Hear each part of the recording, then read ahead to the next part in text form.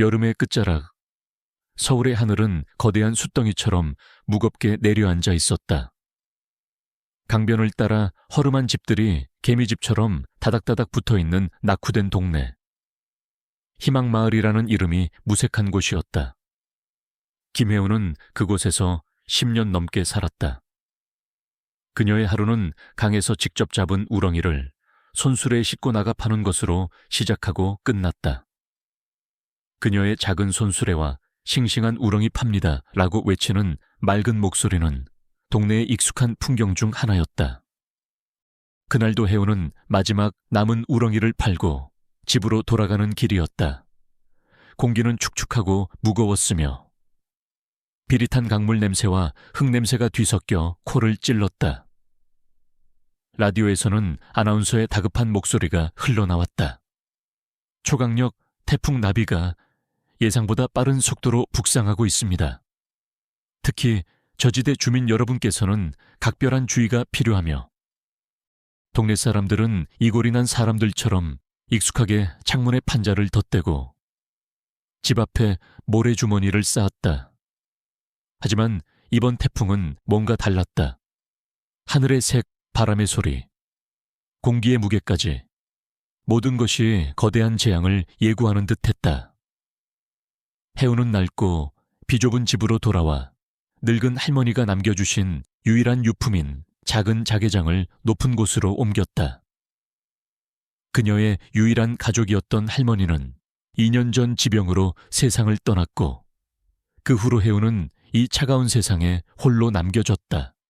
밤이 깊어지자 빗줄기는 창문을 부술듯이 거세졌다.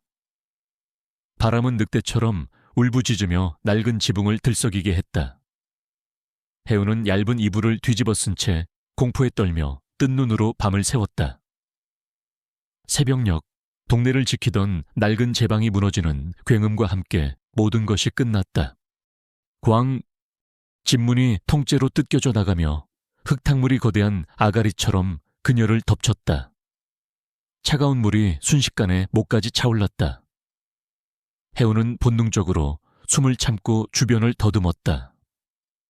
그녀의 머릿속은 놀랍도록 차분했다. 패닉에 빠지는 것은 곧 죽음이라는 것을 이 동네에서의 삶이 그녀에게 가르쳐준 생존 법칙이었다. 그녀는 이 동네의 지형을 손바닥처럼 꿰고 있었다. 어디에 높은 건물이 있고, 어디에 물살이 약한 골목이 있는지, 어디에 위험한 맨홀이 숨어 있는지 모두 알고 있었다. 그녀는 간신히 지붕 위로 기어 올라갔다. 눈앞에 펼쳐진 광경은 지옥 그 자체였다. 그녀가 살던 동네는 온데간데 없고 성난 황토색 강물이 모든 것을 삼키고 있었다. 집, 가구, 자동차, 모든 것이 장난감처럼 떠내려가며 서로 부딪혀 부서졌다. 여기저기서 사람들의 절규와 비명이 들려왔지만 거대한 자연의 분노 앞에서는 그저 미약한 속삭임에 불과했다. 혜우는 자신의 생존을 확인한 후 주변을 살피기 시작했다. 그녀의 눈은 패닉에 빠진 다른 사람들과 달랐다. 그녀는 구조를 기다리는 무력한 희생자가 아니었다. 그녀의 눈은 마치 숙련된 사냥꾼처럼 침착하게 상황을 분석하고 있었다. 바로 그때 그녀의 시야에 무언가 들어왔다. 동네 낡은 정지에서 떨어져 나온 지붕 조각 하나가 위태롭게 떠내려가고 있었다. 그리고 그 위에는 작은 아이 하나가 필사적으로 매달려 있었다. 아이는 이미 기력이 다했는지 거의 움직임이 없었고 거센 물살은 아이가 탄 지붕 조각을 강 중앙의 위험한 소용돌이 쪽으로 빠르게 밀어내고 있었다. 주변의 다른 어른들은 자신의 목숨을 건사하기에도 벅차 보였다. 어떤 이는 지붕 위에서 망연자실하게 하늘만 쳐다보고 있었고 어떤 이는 더 높은 곳을 찾아 비명을 지르며 기어가고 있었다. 아무도 그 아이에게 신경 쓸 여력이 없었다. 혜운의 심장이 쿵 하고 내려앉았다. 망설임은 짧았다. 그녀는 지붕에서 뛰어내려 물속으로 들어갔다. 차가운 물이 온몸의 감각을 마비시키는 듯 했지만 그녀의 의지는 더욱 뜨겁게 타올랐다. 그녀는 옆집 담벼락에 묶여있던 튼튼한 밧줄을 풀어 자신의 허리에 단단히 묶었다. 그리고는 커다란 스티로폼 조각을 방패 삼아 아이가 있는 곳으로 향했다. 물살은 생각보다 훨씬 거셌다. 그녀는 무작정 힘으로 맞서지 않았다. 물의 흐름을 읽고 물에 잠긴 담벼락이나 전봇대를 발로 차며 나아갔다. 수영 실력이 뛰어난 것은 아니었지만 그녀는 물의 힘을 역이용하는 법을 알았다.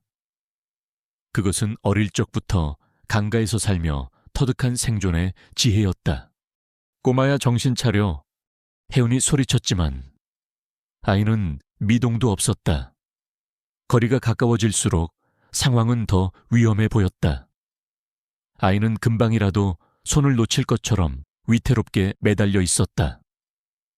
떠내려오는 날카로운 철근 조각이 혜운의 팔을 스쳐 지나가며 붉은 피가 배어나왔지만 그녀는 고통을 느낄 겨를도 없었다. 마침내 그녀는 아이가 있는 지붕 조각에 도달했다. 아이는 7살이나 8살쯤 되어 보이는 남자아이였다. 비싼 옷은 흙탕물에 젖어 엉망이었고 창백한 얼굴에는 공포와 탈진의 기색이 역력했다. 괜찮아. 이제 괜찮아. 내가 왔어. 혜운은 부드럽게 속삭이며 아이의 작은 손을 잡았다. 아이는 희미하게 눈을 뜨고 그녀를 바라보다가 마지막 남은 힘을 다해 그녀의 팔을 붙잡았다. 혜운은 자신의 허리에 묶었던 밧줄의 다른 한쪽 끝을 아이의 몸에 단단히 묶었다. 이제 돌아가는 것이 문제였다. 물살을 거슬러 올라가는 것은 올 때보다 몇 배는 더 힘들었다. 혜운은 아이를 자신의 등 쪽으로 끌어안고 스티로폼 조각으로 아이를 보호하며 필사적으로 물살을 헤쳐나갔다. 그녀의 폐는 터질 것 같았고 팔다리는 납덩이처럼 무거워졌다. 몇 번이나 거대한 물살에 휩쓸려 모든 것을 포기하고 싶었지만 등 뒤에서 느껴지는 아이의 미약한 온기가 그녀를 다시 일어서게 했다. 그녀는 이 동네에서 가장 튼튼한 건물인 3층짜리 상가 건물을 목표로 삼았다. 그곳은 지대가 비교적 높아 아직 옥상까지는 물이 차지 않은 상태였다. 수십 분이 몇 시간처럼 느껴지는 사투 끝에 그녀는 마침내 상가 건물의 벽에 도달했다. 그녀는 건물 외벽에 가스 배관을 붙잡고 마지막 힘을 쥐어짜 아이를 위로 밀어 올렸다. 그리고 자신도 비틀거리며 옥상으로 올라섰다. 옥상에 쓰러지듯 누운 혜운은 거친 숨을 몰아쉬었다. 온몸이 으스러질 듯 아팠지만 옆에 누워 가쁜 숨을 쉬는 아이를 보자 안도감이 밀려왔다. 그녀는 자신의 젖은 겉옷을 벗어 아이의 몸을 덮어주며 체온을 유지해주려 애썼다. 아이는 탈진했는지 깊은 잠에 빠져들었다. 폭풍우는 기세가 조금 꺾였지만 여전히 멈추지 않았다. 잿빛 하늘 아래 세상은 온통 물에 잠겨 있었다. 혜운은 지쳐 잠든 아이의 얼굴을 가만히 내려다보았다. 이 아이가 누구인지, 왜 이곳에 있었는지 그녀는 알지 못했다. 그저 눈앞에 작은 생명을 구해야 한다는 생각뿐이었다. 자신이 한 일이 앞으로 어떤 거대한 파장을 몰고 올지, 그녀의 인생을 송두리째 바꿔놓을 운명의 시작점이 될지, 이 순간에 김혜운은 전혀 상상하지 못했다. 그녀는 그저 폐허가 된 도시를 배경으로 한 생명을 구해냈다는 작은 사명감에 젖어 조용히 동이 트기를 기다리고 있었다. 잿빛 하늘 저편에서 희미한 빛이 새어나오고 있었다. 끔찍했던 밤이 지나가고 거짓말처럼 태풍은 물러갔다. 그러나 태풍이 남기고 간 상처는 도시에 살같이 깊게 새겨져 있었다. 희망마을은 거대한 진흙탕으로 변해 있었다. 물은 빠졌지만 역한 냄새를 풍기는 진흙과 온갖 쓰레기들이 온 동네를 뒤덮었다. 사람들은 망연자실한 표정으로 진흙 속에 파묻힌 세간을 뒤지고 있었다. 절망과 체념의 공기가 무겁게 내려앉은 그곳에서 희망이라는 단어는 가장 잔인한 농담처럼 들렸다. 해운도 그들 중 하나였다. 그녀는 진흙으로 뒤덮인 집터에서 물에 젖어 형체를 알아볼 수 없게 된 가구들을 힘겹게 끌어내고 있었다. 그녀가 구해냈던 남자아이는 박민준이라는 이름을 가졌고 그날 아침 구조 헬리콥터에 의해 무사히 구조되었다. 아이는 헬기에 오르기 전 지친 목소리로 그녀에게 고맙습니다 라는 한마디를 남기고 떠났다. 혜은에게 그것으로 모든 것은 끝난 일이었다. 거대한 재난 속에서 우연히 마주친 작은 인연. 그 이상도 그 이하도 아니었다. 그녀는 다시 자신의 팍팍한 현실로 돌아와 어떻게 앞으로 살아갈지를 막막하게 고민해야 했다. 바로 그때였다. 동네의 좁은 골목길로 주변의 풍경과 전혀 어울리지 않는 이질적인 물체가 나타났다. 진흙과 쓰레기로 가득한 길을 조심스럽게 헤치며 들어오는 칠흑같이 검고 매끄러운 고급 세단이었다. 마치 흑백 영화 속에 잘못 들어온 컬러 필름 조각처럼. 그 차는 모든 사람들의 시선을 단숨에 사로잡았다. 세간을 뒤지던 손들이 멈췄고 탄식하던 입들이 닫혔다.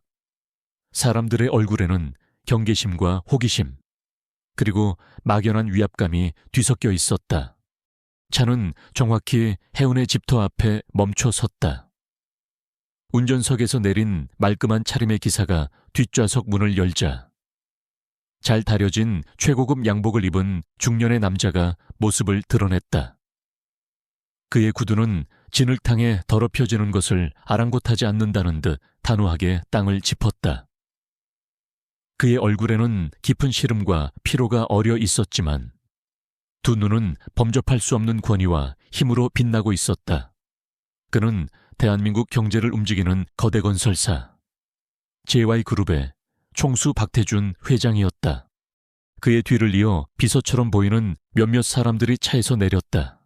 그들은 폐허가 된 동네의 풍경에 어쩔 줄 몰라 하며 불안한 표정으로 박 회장의 뒤를 따랐다. 박 회장은 주변을 둘러보는 사람들에게는 눈길도 주지 않은 채 나지막하지만 힘있는 목소리로 비서에게 물었다. 이것이 맞으나? 네, 회장님. 아이가 말한 인상착의와 구조팀의 보고에 따르면 이곳이 틀림없습니다. 박 회장의 시선이 폐허가 된 집터들을 천천히 훑었다. 그의 굳게 담은 입술이 그의 심경을 대변하는 듯했다. 그는 근처에서 넋을 놓고 서 있던 한 주민에게 다가가 물었다. 혹시 어제 상가 건물 옥상에서 남자아이를 구해준 젊은 처자를 아십니까? 주민은 거대한 존재감에 압도되어 잠시 말을 더듬다가 저쪽에서 진흙을 파내고 있는 혜운을 손으로 가리켰다. 박 회장 일행이 그녀에게 다가갔다. 혜운은 물에 젖어 청은망은 무거워진 낡은 장롱을 끌어내려 안간힘을 쓰고 있었다. 그녀는 누군가 자신에게 다가오는 것도 눈치채지 못했다. 학생, 나직한 목소리의 혜운이 고개를 들었다. 눈앞에는 생전 처음 보는 자신과는 다른 세계에 사는 사람처럼 보이는 남자가 서 있었다. 그녀는 의아한 표정으로 남자를 올려다보았다. 박 회장은 잠시 말을 고르는 듯하더니 깊은 감정이 실린 목소리로 입을 열었다. 나는 박태준이라고 하네. 자네가 구해준 민준이의 아비일세. 혜운의 눈이 커졌다.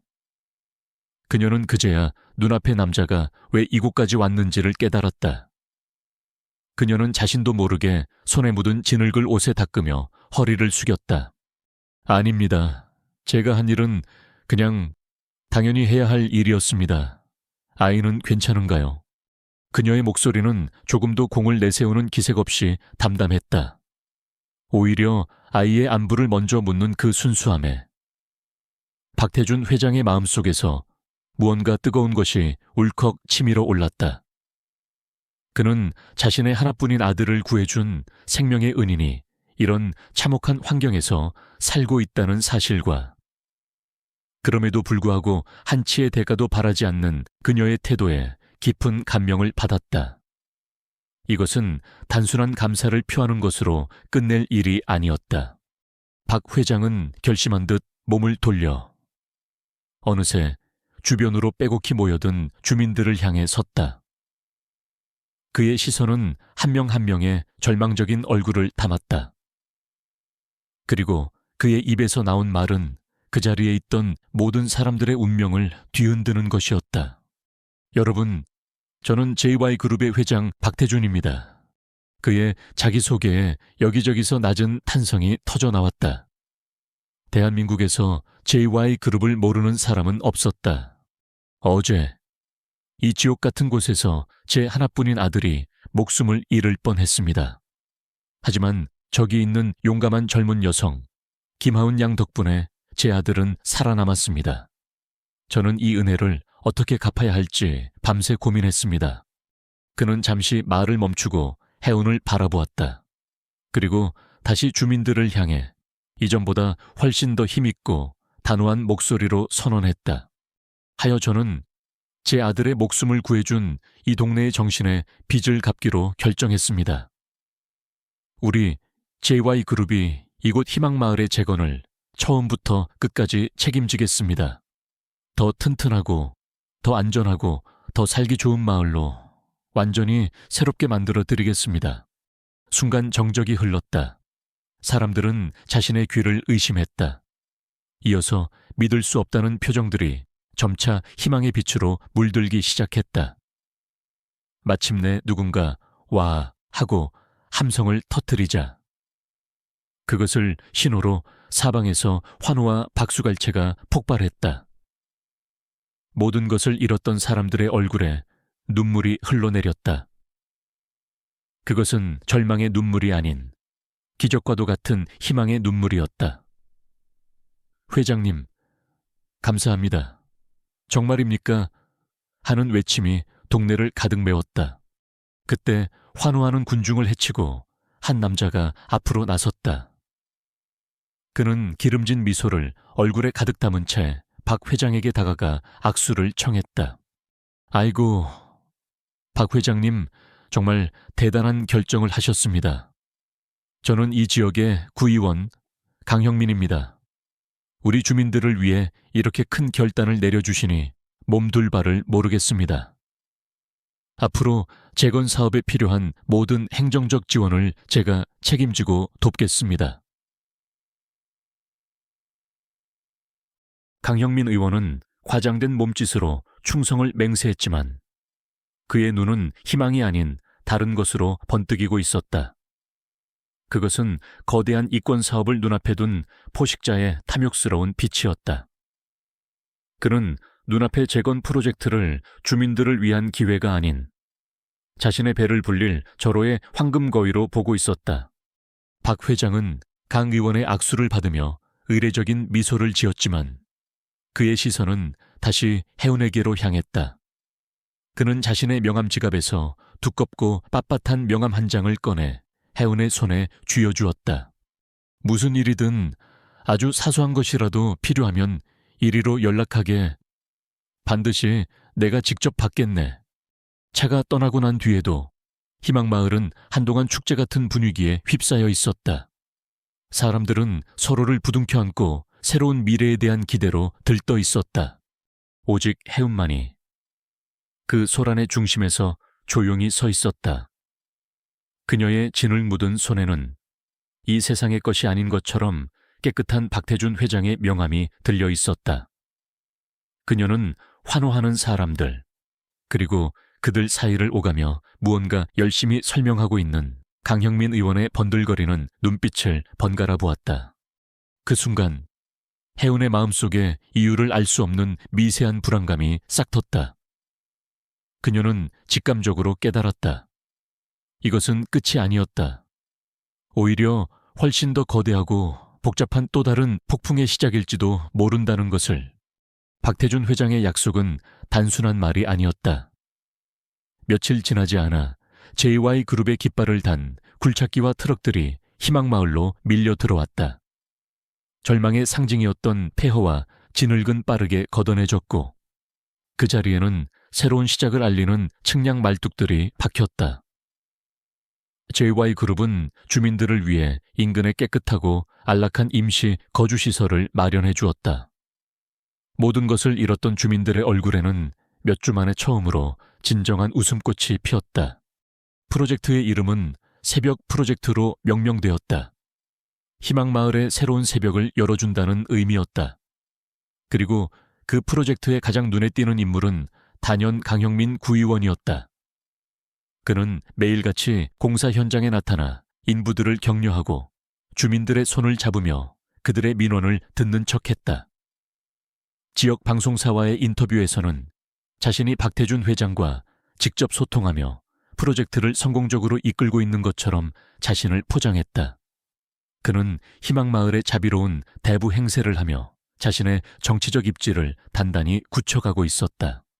해운 역시 임시거처에서 생활하며 틈틈이 공사 현장에 나가 소일거리를 도왔다. 그녀는 이 기적 같은 변화에 감사하면서도 마음 한구석에 작은 불안감을 완전히 떨치지 못하고 있었다. 그리고 그 불안감은 곧 현실이 되기 시작했다.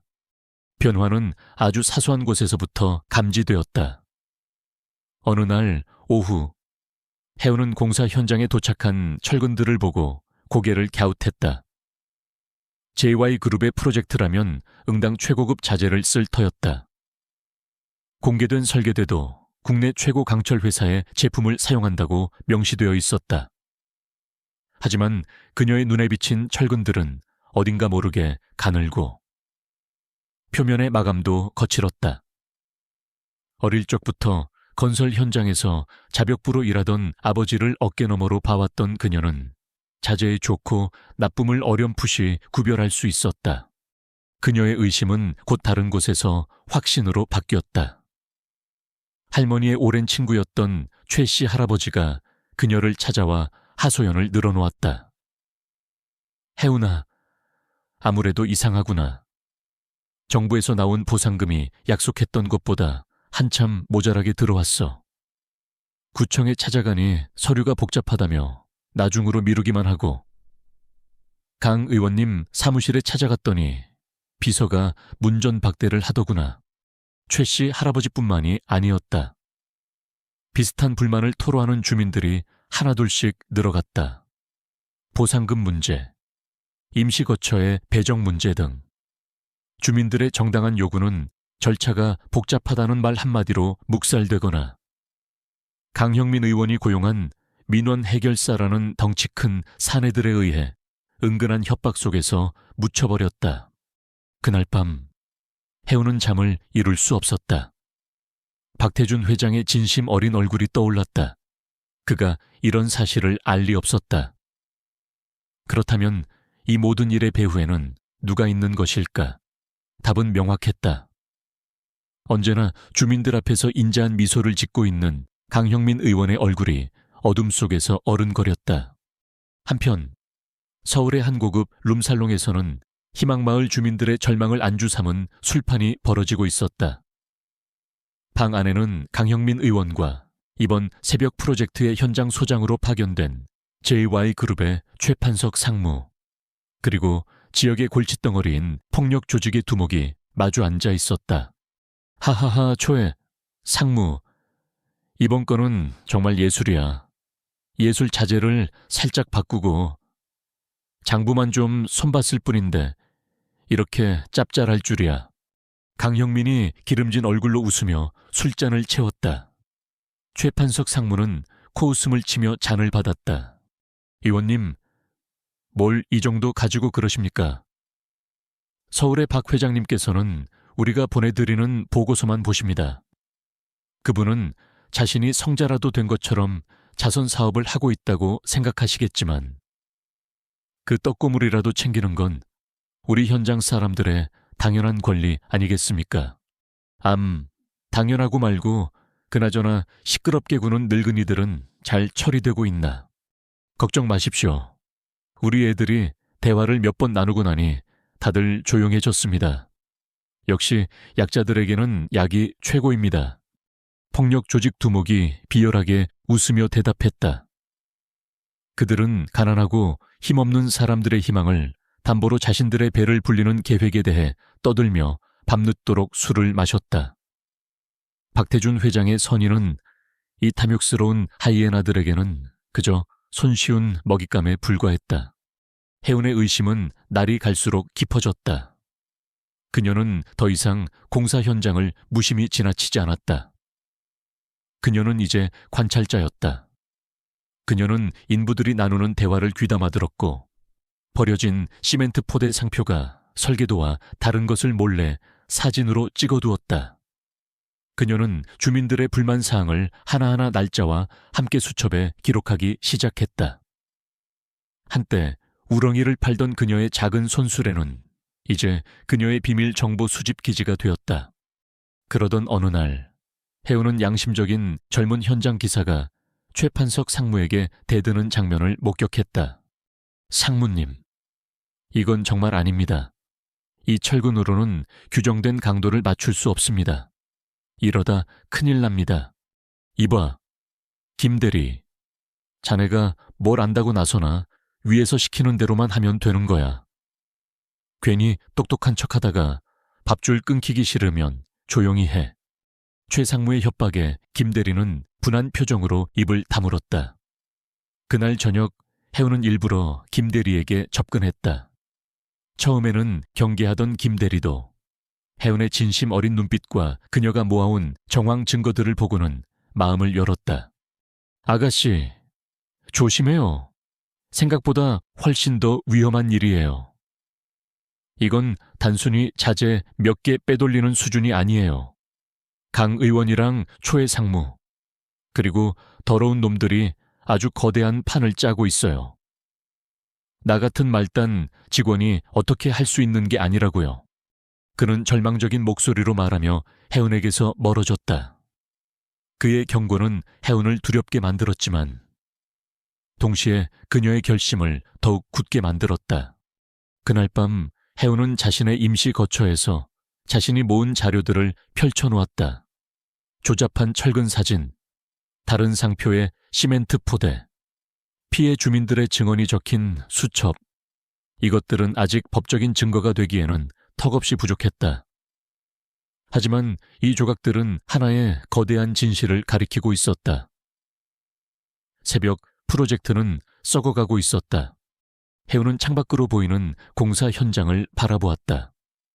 새로운 새벽이라는 거대한 현수막이 바람에 펄럭이는 소리가 마치 조롱처럼 들렸다. 박태준 회장의 진실된 얼굴과 기적을 선물 받았다며 눈물을 흘리던 이웃들의 얼굴이 교차하며 떠올랐다. 이대로 모든 것을 썩게 내버려 둘 수는 없었다. 그녀는 결심했다. 이 어둠과 거짓의 장막을 걷어내야만 했다. 비록 자신은 힘없는 우렁이 파는 소녀에 불과할지라도 진실을 밝히기 위해 싸워야만 했다. 그녀의 조용하고 겸손했던 눈빛이 이제는 강철 같은 의지로 빛나고 있었다. 김해운의 일상은 두 개로 나뉘었다. 낮에 해운은 여전히 희망마을의 평범한 소녀였다. 임시 거처의 이웃들을 돕고 아이들을 돌봐주며 공사 현장 인부들에게 시원한 물을 가져다주는 누구에게나 친절하고 눈에 띄지 않는 존재. 그러나 해가 지고 모두가 잠든 밤이 되면 그녀는 조용한 수사관으로 변했다. 그녀의 모든 감각은 예리하게 벼려졌고 머리는 차갑게 작동했다. 그녀의 수사는 체계적이고 치밀했다. 그녀는 더 이상 어림짐작에 의존하지 않았다. 그녀에게는 구체적인 증거가 필요했다. 첫 번째 목표는 불량 자재의 실물을 확보하는 것이었다. 어느 늦은 밤, 해운은 검은 옷으로 온몸을 감싼 채 공사 현장으로 숨어들었다. 현장은 강형민의 수하들이 순찰을 돌고 있었지만 해운에게는 문제가 되지 않았다. 이곳은 그녀가 10년 넘게 뛰어놀던 동네였다. 재개발로 지형이 바뀌었어도 땅 밑에 묻힌 옛 골목의 구조와 지름길은 그녀의 머릿속에 완벽하게 각인되어 있었다. 그녀는 고양이처럼 소리 없이 어둠을 가로질러 순찰대의 눈을 피했다. 그녀는 자재 더미에 도착해 이전에 눈여겨봐 두었던 가느다란 철근 몇 개를 절단기로 잘라내고 부실해 보이는 콘크리트 벽의 파편을 작은 주머니에 담았다. 심장은 미친 듯이 뛰었지만 그녀의 손은 조금도 떨리지 않았다. 물리적 증거만으로는 부족했다. 그녀는 서류 증거가 필요했다. 하지만 현장 사무실은 24시간 감시가 삼엄했다. 정면으로 들어가는 것은 불가능했다. 해운은 다른 방법을 썼다. 그녀는 인부들을 위해 음식을 배달하는 아주머니의 일을 며칠 동안 대신해주겠다고 자청했다. 그녀의 순박한 얼굴에 아무도 의심을 품지 않았다. 음식을 담은 쟁반을 든 채 현장 사무실에 들어갔을 때 그녀의 눈은 빠르게 내부를 스캔했다. 최판석 상무는 부재 중이었고 몇몇 직원들이 서류를 정리하고 있었다. 그녀는 직원들에게 음료수를 나눠주는 척하며 화이트보드에 적힌 납품업체 리스트를 뇌리에 새겼다. 그곳에는 공식 문서에 있던 대기업의 이름 대신 생전 처음 들어보는 대성건자재라는 이름이 적혀 있었다. 결정적인 단서는 뜻밖의 곳에서 나왔다. 양심의 가책에 시달리던 김 대리가 최 상무와 크게 다툰 후 무언가를 주먹으로 구겨 쓰레기통에 던져 넣는 것을 목격한 것이다. 그날 밤 해운은 다시 현장에 잠입해 그 쓰레기통을 뒤졌다. 그녀가 찾아낸 것은 구겨진 비공식 납품서 한 장이었다. 거기에는 대성건자재라는 이름과 함께 강형민 의원의 처남이 대표로 있는 페이퍼 컴퍼니의 직인이 찍혀 있었다. 모든 조각이 맞춰지는 순간이었다. 그녀의 조사는 점점 더 위험의 중심부로 파고들었다. 강형민과 최판석은 무언가 이상하다는 것을 감지하기 시작했다. 현장에서 사소한 물건들이 없어지거나 누군가 밤에 다녀간 흔적이 발견된다는 보고가 올라왔다. 그들은 자신들의 비밀이 새어나가고 있다는 불안감에 신경이 곤두섰다. 순찰은 강화되었고 현장의 분위기는 살벌해졌다. 위기는 예고 없이 찾아왔다. 그날도 해오는 밤에 현장을 살피고 있었다. 그런데 갑자기 순찰대의 불빛이 그녀가 숨어있는 곳을 비췄다. 그녀는 반사적으로 거대한 하수관 뒤로 몸을 숨겼다. 강형민의 오른팔인 거구의 사내가 욕설을 내뱉으며 바로 그녀 앞을 지나갔다. 그의 그림자가 그녀를 완전히 덮었다가 사라지는 그 짧은 순간 해오는 숨도 쉴 수 없었다. 심장이 멎는 듯한 공포가 온몸을 휩쓸었다. 만약 발각되었다면 그녀는 이 자리에서 조용히 사라졌을지도 모른다. 그 사건 이후 해오는 이 싸움이 자신의 목숨을 걸어야 하는 일임을 뼈저리게 깨달았다. 혼자서는 한계였다. 그녀는 김 대리를 다시 찾아갔다. 이번에는 그저 호소만 하지 않았다. 그녀는 자신이 찾아낸 구겨진 납품서를 그의 눈앞에 내밀었다. 명백한 증거 앞에서 김 대리의 눈빛이 흔들렸다. 그의 안에서 마지막 남은 양심과 현실적인 공포가 치열하게 싸우고 있었다. 마침내 그는 결심한 듯 입을 열었다. 아가씨, 정말 무서운 아이구나. 그는 공식적인 서류를 빼내줄 수는 없다고 했다. 그것은 자살 행위였다. 대신 그는 해운에게 결정적인 정보를 알려주었다. 불법 자재가 들어오는 정확한 날짜와 시간, 강형민이 자금을 세탁하는 데 사용하는 대포 통장의 일부 내역, 그리고 이 모든 계획의 핵심 인물들에 대한 정보였다. 초의 상무 위에 더 큰 배우가 있어. JY그룹 본사도 그들의 FSS Financial Supervisory Service가 심어놓은 끈앞풀이 있다는 소문이 파다해 박 회장님의 눈과 귀를 막고 있는 거지. 절대로 그들을 얕보면 안 돼. 김대리의 정보로 해운은 비로소 거대한 부패의 전체 그림을 볼 수 있게 되었다. 이것은 단순히 돈 몇 푼 횡령하는 수준의 문제가 아니었다.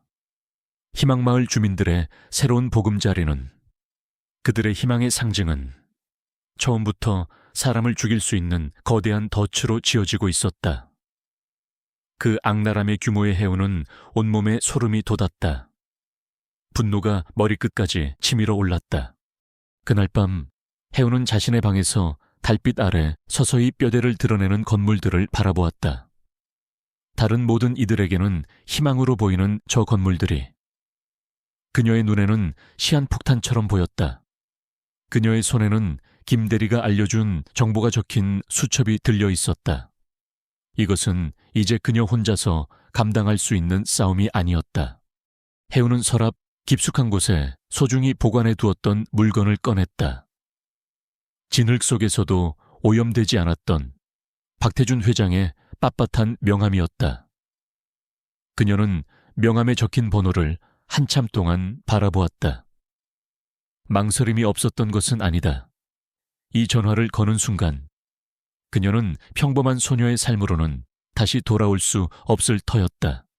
하지만 그녀는 이미 결심했다.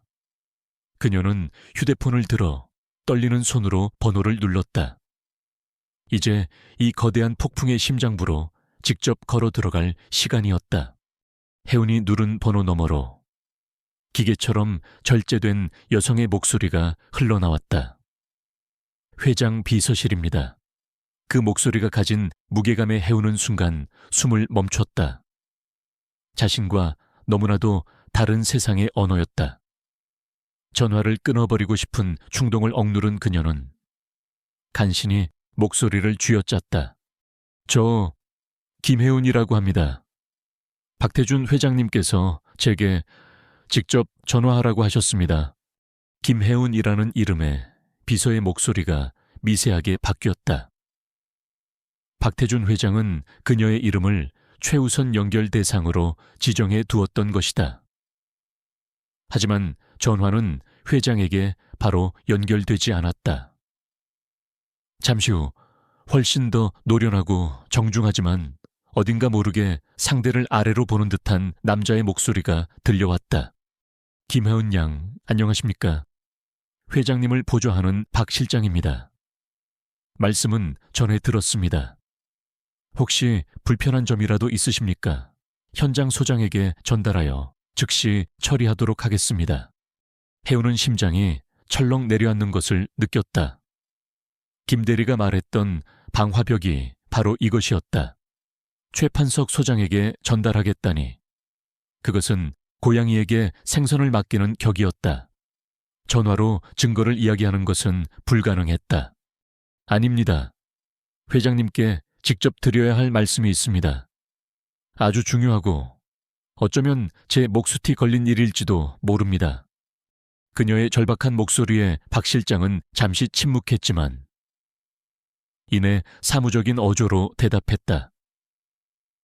회장님 일정이 현재 꽉 차 있습니다.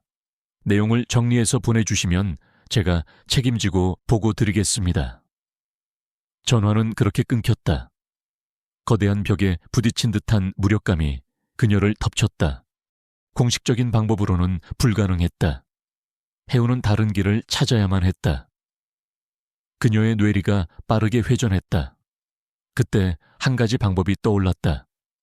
박태준 회장의 유일한 약점, 그의 아들 박민준. 해우는 지역 신문 귀퉁이에서 JY그룹이 운영하는 병원에 민준군이 입원해 안정을 취하고 있다는 기사를 읽었던 것을 기억해냈다. 그곳이 유일한 돌파구였다. 해우는 평생 모은 몇 푼 안 되는 돈을 챙겨 서울로 향했다. 그녀가 평생 살아온 동네를 벗어나는 첫 여행이었다. 서울 중심부에 위치한 JY 의료원은 성체처럼 거대하고 화려했다. 입구부터 삼엄한 경비에 그녀 같은 행색의 사람은 안으로 들어갈 엄두도 낼 수 없었다.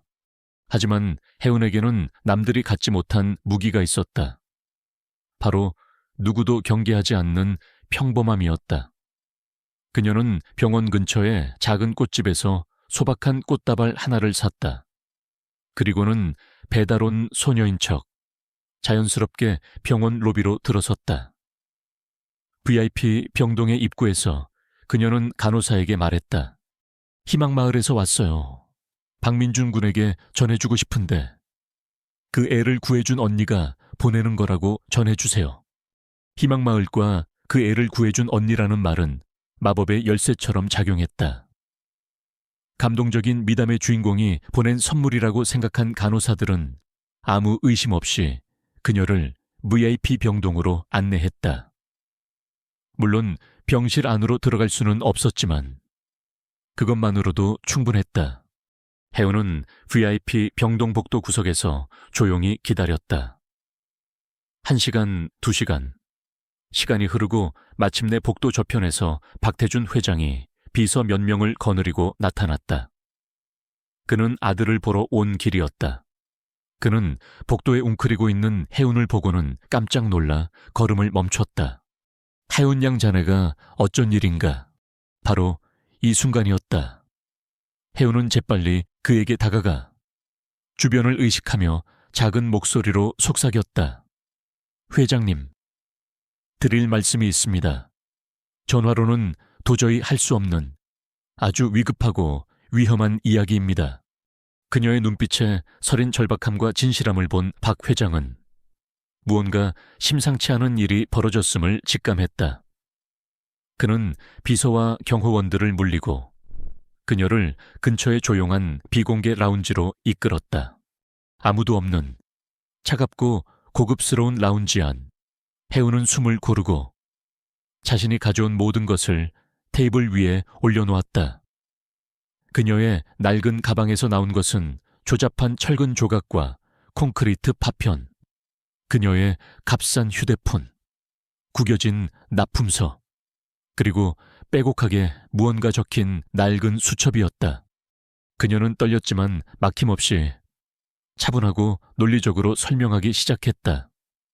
자재 바꿔치기부터 보상금 횡령까지 강형민과 최판석이 어떻게 주민들의 희망을 자신들의 돈벌이 수단으로 삼고 있는지를. 그녀의 설명은 감정적인 호소가 아니었다. 날짜와 시간, 장소, 이름이 명시된 차가운 사실의 나열이었다. 박태준 회장은 처음에는 놀라움으로, 나중에는 침묵 속에서 그녀의 보고를 들었다. 그의 얼굴은 점차 굳어졌고 마침내 그가 모든 설명을 들었을 때 그의 눈에서는 얼음처럼 차갑고 무서운 분노가 이글거렸다. 막연한 비효율과 잡음에 대한 보고는 있었지만 자신의 선의가 이토록 추악하고 체계적인 범죄로 변질되었으리라고는 상상조차 하지 못했다. 자신의 이름을 걸고 시작한 프로젝트가 사람들을 살리는 집이 아닌 죽이는 덫으로 지어지고 있었다. 증거는 명백했다. 하지만 그를 완전히 설득한 것은 증거 그 자체가 아니었다. 바로 김혜운이라는 소녀, 그녀 자신이었다. 거대한 부패 앞에서 도망치거나 침묵하지 않고 자신의 목숨을 걸고 진실을 파헤친 그 용기와 지혜, 그리고 불의를 참지 못하는 올곧은 성품. 박 회장은 그녀에게서 가난한 소녀가 아닌 거대한 악에 맞설 수 있는 강인한 동료의 모습을 보았다. 그는 결심했다. 그는 새로운 존경심이 담긴 눈으로 혜운을 바라보았다. 자네 말이 모두 사실이라면 그놈들은 인간의 탈을 쓴 짐승이야. 그들은 내 얼굴에 똥칠을 했을 뿐만 아니라 수많은 사람들의 목숨을 가지고 도박을 한 거다. 혜운 양, 이제 자네는 혼자가 아닐세. 그의 목소리는 조용했지만 그 안에 담긴 분노는 JY그룹 전체를 뒤흔들 거대한 태풍을 예고하고 있었다. 지금부터 이 일은 내가 직접 맡는다. 오직 내게만 보고하는 비밀 TF팀을 꾸릴 것이다. 그리고 자네가 가져온 이 정보가 그 모든 작전의 시작이 될 걸세. 그렇게 대한민국에서 가장 힘있는 재벌 총수와 가장 힘없는 우렁이 소녀의 기묘한 동맹이 결성되었다. 박 회장은 즉시 자신의 최측근 경호팀장을 불러 해운의 신변 보호를 지시했다. 그녀가 병원을 나설 때 세상은 이전과 다르게 보였다. 그녀는 더 이상 외로운 수사관이 아니었다. 그녀는 이제 거대한 전쟁의 핵심 플레이어가 되었다. 어깨를 짓누르는 책임감은 여전했지만 이제는 등 뒤에 강력한 지원군이 있었다. 최종 결전을 위한 무대는 완벽하게 마련되었다. 김혜운과 박태준 회장의 동맹이 결성된 후 거대한 기계의 톱니바퀴가 소리 없이 그러나 무섭게 돌아가기 시작했다. 박 회장은 자신의 오른팔이자 JY그룹 내에서 가장 냉철하고 무자비하기로 소문난 윤상호 부사장을 책임자로 임명해 비밀 TF팀을 꾸렸다. 해운은 철저한 보호 아래 안전가옥으로 옮겨졌고 그곳은 작전의 신경센터가 되었다. TF팀은 해운이 목숨을 걸고 모은 정보를 바탕으로 법적으로 반박 불가능한 증거들을 수집해 나갔다. 강형민과 최판석의 통화는 감청되었고 자금의 흐름은 낱낱이 추적당했다. 해운의 정보 덕분에 팀은 부패의 핵심 인물들에게 정확하게 접근할 수 있었다. 그녀는 단순한 정보 제공자가 아니었다. 그녀는 이 복잡한 퍼즐의 의미를 해석하는 핵심 분석가였다. 이 시점에 돈이 이쪽으로 흘러갔다면 그것은 분명 3구역의 토지보상금과 관련이 있을 겁니다. 그곳에 강 의원의 외삼촌이 살고 있거든요. 그녀의 통찰력은 베테랑 분석가들도 놓치는 부분을 정확히 짚어냈다. 마침내 모든 준비가 끝났다. 함정은 새벽 프로젝트 1단계 완공 기념식이라는 화려한 이름으로 설치되었다. 강형민에게는 그의 인생 최고의 날이 될 터였다. JY그룹의 홍보팀은 박 회장의 비밀 지시 아래 국내의 모든 주요 언론사 기자들을 초청했다. 거대한 무대가 설치되었고 축포와 현수막이 희망마을의 하늘을 수놓았다. 겉보기에는 완벽한 성공을 자축하는 축제였지만 그 이면에는 폭풍 전의 고요와도 같은 긴장감이 감돌았다. 기념식 직전 대기실에서 강형민과 최판석은 샴페인을 터뜨리며 자축하고 있었다. 하하하, 강 의원님. 보십시오. 온 세상이 의원님의 업적을 칭송하고 있습니다. 순진한 박 회장은 아마 서울에서 흐뭇하게 TV를 보고 있겠지요. 초의 상무, 다 자네가 일 처리를 잘해준 덕분이지. 이제 이 희망마을은 완전히 우리 소나귀에 들어온 걸세. 저 어리석은 주민들은 자기들을 위해 지어진 저 아파트가 사실은 모래성이라는 것도 모르고 좋아하고 있으니 이 얼마나 우스운가. 그들은 자신들이 곧 오를 무대가 사실은 자신들을 위해 정교하게 만들어진 처형대라는 사실을 꿈에도 알지 못했다. 오만함은 그들의 눈과 귀를 완벽하게 멀게 했다. 기념식이 시작되고 강영민은 행사의 주인공으로서 스포트라이트를 한 몸에 받았다. 주민들의 열렬한 박수를 받으며 연단에 오른 그는 자신의 희생적인 헌신과 주민들을 향한 사랑에 대해 열변을 토했다. 그의 위선적인 연설이 절정에 달하고 박수 소리가 장내를 가득 메운 바로 그 순간이었다. 조용히 앞자리에 앉아있던 박태준 회장이 천천히 자리에서 일어나 연단으로 걸어 올라갔다. 그는 놀란 표정의 강형민에게서 자연스럽게 마이크를 건네받았다. 시끄럽던 축하 음악이 뚝 끊겼다. 무대 뒤편에 거대한 LED 스크린이 번쩍이며 홍보 영상 대신 전혀 다른 화면을 띄웠다. 장내의 모든 사람들이 숨을 죽였다. 첫 번째 화면은 분할 화면이었다. 왼쪽에는 JY그룹의 공식 설계도에 명시된 고강도 철근의 규격이, 오른쪽에는 해운이 수집했던 철근 샘플의 성분을 분석한 국립연구소의 보고서가 떠올랐다.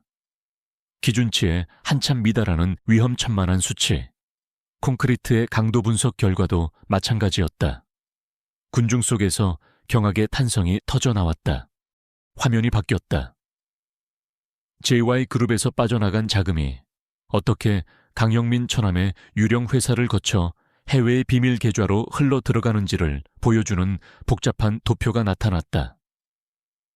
해운이 발견했던 구겨진 납품서가 고화질로 확대되어 화면을 가득 채웠다. 그리고 마지막 결정타, 스크린에서는 음성 파일이 재생되기 시작했다.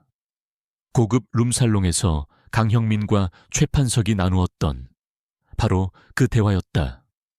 어리석은 주민들, 순진한 박 회장이라고 비웃으며 자신들의 범죄를 자랑하던 목소리가 스피커를 통해 온 마을에 울려 퍼졌다. 모든 것이 폭로되는 순간 장내는 아수라장이 되었다. 기자들의 카메라 플래시가 미친 듯이 터졌고 주민들은 분노와 배신감에 찬 구함을 질렀다. 강형민의 얼굴은 불신에서 공포로, 다시 광기 어린 분노로 일그러졌다. 최판석은 슬그머니 도망치려 했지만 어느새 그의 양옆을 막아선 박 회장의 경호원들에게 길이 막혔다. 궁지에 몰린 강형민은 그의 오만함이 낳은 최악의 실수를 저질렀다. 그는 박 회장의 손에서 마이크를 다시 빼앗아 들고 절규했다. 이건 조작이야. 전부 거짓말이라고 저 계집애가 그 보잘것없는 우렁이 파는 천한 계집애가 꾸민 음모란 말이다. 그는 해운을 지목하며 그녀를 비천하다고 모욕함으로써 무심코 이 모든 정보의 출처가 그녀임을 시인해버렸다. 그리고 자신이 그토록 위하는 척했던 주민을 얼마나 경멸하는지를 스스로 증명했다. 바로 그 순간이었다.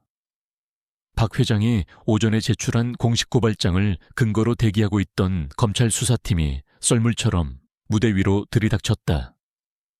그들은 강형민과 최판석, 그리고 현장에 있던 핵심 공범들에게 체포영장을 제시했다. 수많은 카메라 앞에서 그들의 손에 차가운 수갑이 채워졌다. 화려했던 성공의 무대는 이제 처참한 몰락의 현장이 되었다. 혼란의 한가운데 박태준 회장은 굳건히 서 있었다. 그의 시선은 무대 뒤편의 안전한 곳에서 이 모든 것을 지켜보고 있던 해운을 향했다. 그는 그녀에게 존경과 감사가 담긴 눈빛으로 조용히 고개를 끄덕였다. 전쟁은 끝났다. 거대한 권력의 탑은 한 보잘것없는 우렁이 소녀의 용기 앞에서 모래성처럼 무너져 내렸다. 강형민 일당의 극적인 체포 이후 희망마을을 뒤덮었던 거대한 부패의 실체는 연일 뉴스를 장식했다. 대한민국의 거대 기업 JY그룹의 명예를 건 프로젝트에서 벌어진 전대미문의 사기극은 온 국민의 공분을 샀다. 법의 심판은 신속하고 엄중했다. 강형민과 최판석을 비롯한 주범들은 수십 년의 중형을 선고받았고 그들의 범죄에 가담했던 모든 이들이 죗값을 치렀다. 마을에는 안도와 함께 더 신중하고 성숙한 희망이 자리 잡았다. 박태준 회장은 약속을 지켰다. 그는 모든 책임을 통감하며 주민들 앞에 고개 숙여 사과했다. 그리고 새벽 프로젝트는 완전히 새로운 방식으로 재개되었다. 부실하게 지어졌던 모든 구조물은 폭파 해체되었고 처음부터 최고급 자재를 사용하여 공사가 다시 시작되었다. 가장 큰 변화는 주민감독위원회 뒤의 출범이었다. 박 회장은 투명성을 확보하기 위해 프로젝트의 모든 과정을 주민들이 직접 감시하고 참여할 수 있는 기구를 만들었다. 위원회 구성원을 뽑는 날, 주민들은 만장일치로 한 사람의 이름을 추천했다. 김해운. 처음에 해운은 극구 사양했다. 저는 그럴 자격이 없어요. 저는 그냥 제가 할 일을 했을 뿐이에요. 그녀는 여전히 자신을 평범한 소녀라고 생각했다. 그러나 동네 어른들은 그녀의 손을 잡고 말했다. 네가 아니었다면 우린 모두 썩은 집에 살면서 평생 속고 살았을 게다. 네가 바로 이 마을의 양심이야. 네가 우리를 지켜봐 줘야 한다. 박태준 회장 역시 그녀를 찾아와 진심으로 설득했다. 결국 해운은 그 무거운 직책을 받아들였다. 그녀의 역할은 놀라웠다. 회의실에 앉은 해운은 더 이상 어리숙한 소녀가 아니었다. 그녀는 복잡한 설계 도면과 예산안을 꼼꼼히 살폈고 주민들의 입장에서 가장 사소한 부분까지 날카롭게 지적했다. 그녀의 목소리에는 힘이 있었고 그녀의 의견은 존중받았다. 한때 우렁이를 팔던 소녀는 이제 수백 가구의 미래를 책임지는 당당한 지역사회의 리더가 되어 있었다. 몇 달 후 희망마을의 공사가 순조롭게 진행되던 어느 날 오후, 박태준 회장이 조용히 현장을 찾았다. 그는 해운과 함께 새롭게 닦인 깨끗한 길을 걸었다. 두 사람 사이에는 편안한 침묵이 흘렀다. 박 회장이 먼저 입을 열었다. 해운 양, 자네는 내 아들만 구한 게 아니야. 나의 어리석음과 오만함도 구했네. 나는 돈과 좋은 의도만 있으면 모든 것을 해결할 수 있다고 믿었지. 하지만 진정한 변화는 자네처럼 현장의 목소리에 진심으로 귀 기울이는 것에서 시작된다는 것을 자네가 가르쳐 주었어. 그의 목소리에는 깊은 존경심이 담겨 있었다. 그는 단순한 감사를 넘어 그녀에게서 인생의 중요한 가르침을 얻었던 것이다. 그래서 자네의 미래에 대해 오랫동안 생각했네. 자네가 학업도 포기한 채 얼마나 힘들게 살아왔는지 들었어. 박 회장은 잠시 말을 멈추고 해운을 바라보았다. 우리 JY 재단에서 자네의 대학 전액 장학금을 지원하고 싶네. 어느 대학이든 무엇을 공부하고 싶든 상관없어. 자네의 가능성을 마음껏 펼쳐봤으면 하네. 그리고 졸업 후에는 우리 재단에서 자네를 위한 자리를 만들어 놓겠네. 자네의 그 정직함과 지혜로 이곳 희망마을처럼 도움이 필요한 다른 많은 곳을 위해 일해줬으면 좋겠어. 그것은 해운이 평생 상상조차 해본 적 없는 미래였다. 돈이 없어 중학교 졸업장만 간신히 땄던 그녀에게 대학과 재단이라니 그녀의 눈에서 뜨거운 눈물이 흘러내렸다. 그것은 슬픔의 눈물이 아니라 자신의 가치를 온전히 인정받았다는 벅찬 감동의 눈물이었다. 그녀는 돌아가신 할머니를 생각했고 자신을 믿어준 이웃들을 생각했다. 감사합니다. 회장님, 정말 감사합니다. 실망시키지 않겠습니다. 그녀는 떨리는 목소리로 대답했다. 그것은 그녀 자신과 그리고 세상과의 새로운 약속이었다. 그리고 2년의 시간이 흘렀다. 새벽 프로젝트는 성공적으로 완공되었다. 희망마을은 이름 그대로 절망의 폐허 위에서 찬란한 새벽처럼 다시 태어났다. 낡고 위험했던 집들은 사라지고 그 자리에는 안전하고 아름다운 아파트와 공원이 들어섰다. 대학생이 된 김혜우는 방학을 맞아 오랜만에 마을을 찾았다. 그녀는 더 이상 불안에 찬 소녀가 아니었다. 지식과 경험으로 다져진 자신감과 지성이 그녀의 얼굴에 자연스럽게 녹아 있었다. 그녀는 한때 자신의 집터였던 곳에 만들어진 희망 어린이 공원을 거닐었다. 아이들의 웃음소리가 공원을 가득 채우고 있었다. 그때 누군가 그녀의 이름을 불렀다. 박태준 회장과 이제는 몰라보게 늠름해진 그의 아들 민준이었다. 민준 군은 훌쩍 자란 키로 그녀에게 달려와 90도로 허리를 숙여 인사했다. 누나, 정말 고맙습니다. 그날 저를 구해주셔서 정말 감사합니다. 아이의 목소리에는 2년 전의 미약함 대신 진심에서 우러나오는 힘과 감사가 담겨 있었다. 혜우는 아이의 머리를 쓰다듬으며 환하게 웃었다. 그녀의 미소에는 더 이상 과거의 그늘이 없었다. 그것은 모든 시련을 이겨내고 스스로의 힘으로 미래를 개척한 사람만이 가질 수 있는 평화롭고 온화한 미소였다. 그녀는 더 이상 우렁이 파는 소녀가 아니었다. 그녀는 희망마을의 상징이자 정의의 증인이었으며 스스로의 운명을 다시 쓴 김하은. 바로 그 자신이었다. 저 멀리 새롭게 태어난 마을 위로 따스한 저녁 노을이 아름답게 번지고 있었다. 진정한 새벽이 밝아온 것이다.